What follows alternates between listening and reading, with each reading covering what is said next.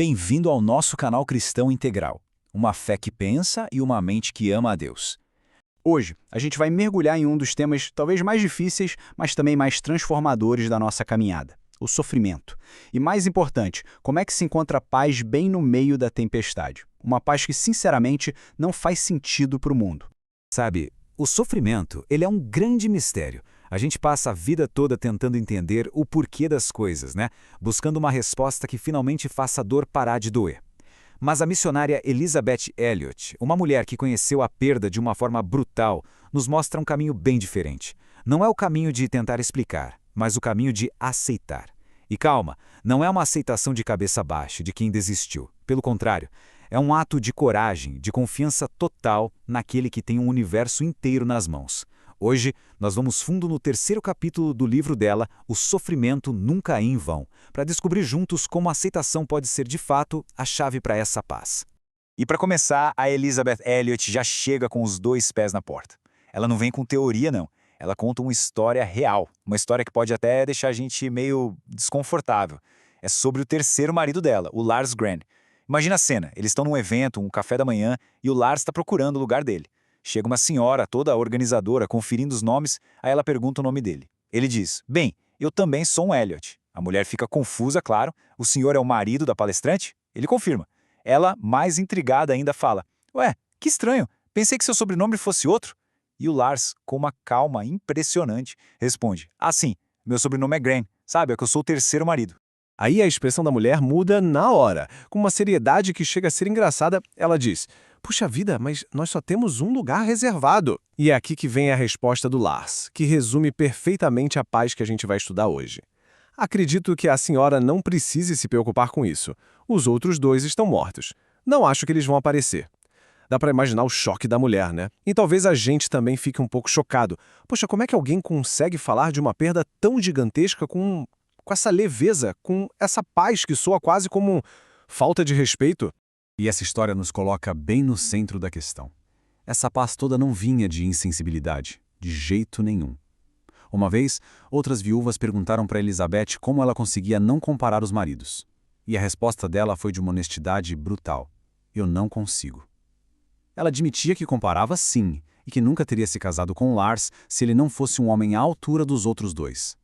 Eram pessoas diferentes, com dons diferentes, mas servindo ao mesmo Deus. Então, a pergunta continua, de onde vinha essa paz? Como é possível carregar feridas tão profundas sem ser completamente esmagado por elas? A resposta que Elisabeth Elliot nos dá é de uma simplicidade que desarma, mas de uma profundidade que desafia. A resposta cabe em uma única palavra, a aceitação. Ela mesma diz que jamais falaria dos seus maridos falecidos, Jim Elliot e Edson Leach, daquele jeito se não fosse por uma coisa, a graça de Deus que a capacitou a aceitar a morte deles. A aceitação, gente, é a chave da paz quando o assunto é sofrimento. E é por isso que esse livro, essa mulher, são tão importantes para a nossa fé. Ela não escreve de um pedestal, sabe? Ela escreve do fundo do poço com a autoridade de quem viveu na pele cada palavra. Ela nos ensina que aceitar não é se render, mas é um ato de fé radical na soberania e no amor de um Deus que simplesmente não comete erros. Ok, vamos lá. Para essa tal de aceitação ser mais do que uma boa ideia, para ela virar uma rocha na nossa vida, a gente precisa construir umas bases bem firmes, bem bíblicas. A primeira delas é entender direito o que Deus quer dizer com amor, o que é a vontade dele e qual é o papel do mistério na nossa fé. Sem esses pilares, qualquer tentativa de aceitar vira só força de vontade. E isso, uma hora, desmorona. Primeiro ponto, o amor de Deus. A gente vive num mundo que acha que amor é sentimento, borboletas no estômago, uma coisa que vem e que vai. Mas a Elisabeth Elliot bate o pé. Quando a Bíblia fala do amor de Deus, não é disso que ela está falando. O amor de Deus é uma vontade poderosa, que não pode ser parada e que sempre, sempre busca o melhor para nós. Para ela, amor de Deus e vontade de Deus são quase a mesma coisa. E como a gente sabe disso? Porque o amor de Deus sofre. O amor verdadeiro está sempre ligado ao sacrifício. Qualquer pai, qualquer mãe sabe o que é isso. O amor se prova quando uma vida é entregue por outra. Esse é o coração da cruz. Deus nos amou e, por isso, entregou o seu Filho. Então, confiar na vontade de Deus é, no fundo, confiar no seu amor. E essa verdade muda completamente o jeito que a gente enxerga o mundo. Elliot nos coloca diante de uma escolha. A gente vive no caos ou no cosmo. Caos em grego é desordem. Cosmo é ordem. Quem não conhece a Deus vive no caos. A vida é um acidente, tudo acontece por acaso, a pessoa está à deriva. Ela conta uma história ótima sobre chegar a um aeroporto e ele está totalmente fechado. Era gente gritando, chorando, um desespero total. Puro caos. Era como se o universo inteiro estivesse contra elas. Mas o cristão, mesmo no meio daquela confusão toda, sabe que vive num cosmo. Um universo com ordem, com propósito, governado por um pai bom e soberano. Como ela disse, ela e Lars não estavam reféns do aeroporto. Eles estavam seguros nos braços de Deus. Essa certeza de que não estamos à deriva que nos dá a base para aceitar e ter paz. E para fechar esse primeiro fundamento, a gente precisa encarar um fato. O sofrimento é um mistério. E isso não tem que nos assustar. Por quê? Porque toda a nossa fé é construída sobre mistérios. A gente recita nos credos, cremos em Deus Pai, Filho e Espírito Santo. Alguém aqui consegue explicar a Trindade numa lousa? Não, né? A gente crê na encarnação, no nascimento virginal, na ressurreição. A gente não explica, a gente afirma pela fé. E a Elizabeth Elliot argumenta que o sofrimento tem que entrar nessa mesma lista sagrada. É um dos grandes mistérios da fé. Deus não nos deu o sofrimento para ser explicado, mas para ser aceito pela fé como parte do plano de um Deus que é bom. Ponto final. Beleza, então a gente já entendeu que o amor de Deus é a vontade dele em ação e que a gente não vive largado no caos. Agora, vamos para o segundo pilar. O que, afinal de contas, é a fé? Se é pela fé que a gente entende a Deus, é melhor a gente saber do que se trata. E, de novo, a Elizabeth nos desafia a pensar além do óbvio. A Elizabeth usa uma imagem genial, uma gangorra de parquinho. Ela diz que a fé é aquele pino no meio, o ponto de apoio que equilibra tudo. Nosso equilíbrio espiritual depende totalmente da firmeza desse pino. E esse pino, a nossa fé, está apoiado na única coisa que não balança, a rocha, que é Cristo. Mas aqui vem o pulo do gato. Assim como o amor, a fé não é um sentimento. Isso tem que ficar muito, muito claro. Se a nossa fé dependesse de como a gente se sente, nossa vida espiritual seria uma montanha-russa, instável demais. Então, se não é sentimento, fé é o quê? É uma ação. É uma decisão da nossa vontade de obedecer. Jesus deixou isso claríssimo. Ele disse, se alguém quer vir após mim, negue-se a si mesmo, tome a sua cruz e siga-me. A Elliot Risseles traduz isso de um jeito bem prático. Primeiro, negar a si mesmo é dizer não para o nosso eu, nossas vontades, nossos direitos. Segundo, tomar a sua cruz é dizer sim para Deus. É o ato de aceitação. É dizer, Senhor, seja o que for, eu recebo. Sim, sim, sim. E veja bem, a cruz não é algo que a gente escolhe, é algo que Deus nos entrega. Tomar a cruz é abraçar essa vontade de Deus. E terceiro, seguir a Cristo, que é a consequência diária dessa decisão. Fé, portanto, é esse sim que a gente decide dar para Deus. Certo, a gente construiu a base teológica. Mas e na prática? E quando a dor é tão grande que a gente mal consegue respirar? Como essa teologia toda funciona? A resposta da Elizabeth para isso é de uma simplicidade que chega a ser genial e que pode mudar tudo. Faça a próxima coisa. Só isso.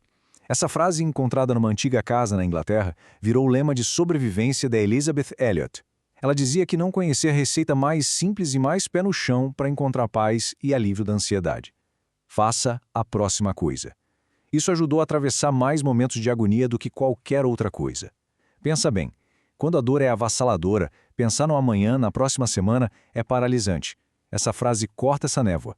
Ela te puxa de volta para um único momento que você tem, o agora. E para a única tarefa que Deus te deu, a próxima. E para ela, isso não era teoria. Era sobrevivência pura. Quando chegou a notícia da morte do Jim, ela não pôde simplesmente parar. Ela voltou para a selva. E olha só a lista de tarefas que esperava por ela, sozinha. Cuidar de uma escola com 40 meninos. Liderar uma igreja novinha sem ter nenhum versículo traduzido para a língua deles. Traduzir a Bíblia. Dar aula de alfabetização. Cuidar da filha, um bebê de 10 meses. E ainda por cima tocar um posto missionário no meio do nada, com gerador, remédios. A lista era absurda, era esmagadora. E como ela deu conta? Ela não pensou em tudo de uma vez. Ela só fez a próxima coisa. E depois a próxima. E a próxima. Anos depois, quando perdeu o segundo marido, a mesma verdade a salvou de novo. Ela disse, eu tinha pratos para lavar. Tinha o chão para limpar. Tinha as roupas para lavar. Essa foi a minha salvação. As tarefas mais banais, mais simples, viraram a âncora da alma dela. Elas a mantinham no presente, impedindo que ela se afogasse na autopiedade. É um princípio muito poderoso. Quando tudo parecer demais, não pense no futuro, só faça a próxima coisa. Lave aquele copo, arrume a cama, responda aquele e-mail.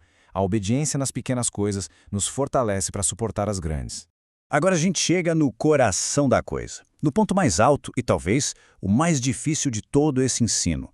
A gente já viu os fundamentos, a dica prática, mas e quando a gente ora, a gente clama, a gente jejua para Deus mudar uma situação, e a resposta que vem dos céus é um sonoro não?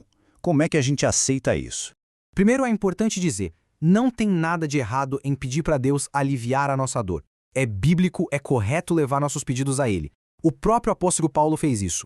Ele pediu não uma, mas 3 vezes para Deus tirar o tal do espinho na carne dele, algo que o atormentava muito. Ele não começou aceitando passivamente não, ele lutou em oração, assim como a gente faz. Mas olha só que resposta incrível que Deus deu para ele. Ele não tirou o espinho. Em vez disso, ele deu uma promessa. A minha graça é suficiente para você, porque o meu poder se aperfeiçoa na fraqueza. Essa verdade muda tudo. Quando Deus diz não, é porque ele tem algo melhor. Não melhor no sentido de mais fácil, mas algo que nos faz depender mais dele, que nos faz experimentar o poder dele de um jeito novo. A graça de Deus não é a ausência de problemas, é a presença poderosa de Deus no meio dos problemas. A nossa fraqueza vira o palco perfeito para a glória de Cristo brilhar. Isso nos leva a um texto que a Elizabeth explora de forma brilhante. Um dia, ela estava olhando o mar, sentindo uma gratidão imensa por tudo que Deus tinha feito. E ela se fez a mesma pergunta do Salmo 116. Que darei ao Senhor por todas as suas bênçãos? É uma pergunta que a gente se faz, né? Num dia bom, a gente olha para tudo e pensa, meu Deus, como eu posso te agradecer por tanto? A resposta do salmista, ela é de explodir a cabeça. A resposta é: tomarei o cálice da salvação. Para pensar nisso. A pergunta é: o que eu te dou, Senhor? E a resposta é: eu vou receber de ti. O maior presente, o maior ato de adoração que a gente pode dar a Deus é simplesmente receber tudo o que vem das mãos dele. E o que tem esse cálice? Não tem só alegria e bênção, não. O cálice da salvação contém tudo, absolutamente tudo que Deus, na sua sabedoria e no seu amor, separou para nós. É aqui, nesse exato ponto, que a aceitação vira o mais puro ato de adoração. É olhar para o cálice que Deus está estendendo e dizer, Senhor, não importa o que tem aqui dentro, pode ser dor, tristeza, lamento ou pode ser alegria. Seja o que for, eu vou tomar. Eu vou receber, porque eu confio em Ti. Eu confio que o Pai que me oferece esse cálice me ama. Eu confio que Ele sabe o que faz. Eu confio que, no fim das contas, nada disso será em vão. Aceitar o cálice é dizer com todas as letras, eu confio mais em quem me oferece o copo do que temo o que está dentro dele. Então, para a gente amarrar tudo o que conversamos. Primeiro, a aceitação é a chave para a paz no sofrimento. Segundo, o amor de Deus é a vontade dele, não uma emoção que passa. Terceiro, fé não é sentir, é agir, é dizer sim para Deus. Quarto, na hora do aperto, a âncora é simples. Faça a próxima coisa. E por fim, o ponto mais alto, aceitar o cálice que Deus nos dá, é o nosso maior ato de adoração. Eu não poderia recomendar mais a leitura completa do livro O Sofrimento Nunca é em Vão. O que a gente viu aqui é só a pontinha do iceberg da sabedoria que tem ali. Se quiser ir mais fundo, medite nessas passagens. Salmo 116, versículos 12 e 13, 2 Coríntios 12, verso 9 e Isaías 50, verso 7, que fala sobre firmar o rosto como uma pedra. E fica aqui uma pergunta para a gente levar para casa. Em que área da minha vida eu preciso parar de lutar, parar de brigar com Deus e simplesmente começar a aceitar pela fé o cálice que Ele está me oferecendo? Se este estudo falou ao seu coração, não se esqueça de se inscrever no canal, deixar o seu gostei e principalmente compartilhar com alguém que precisa ouvir isso hoje. Caminhamos juntos. Até a próxima!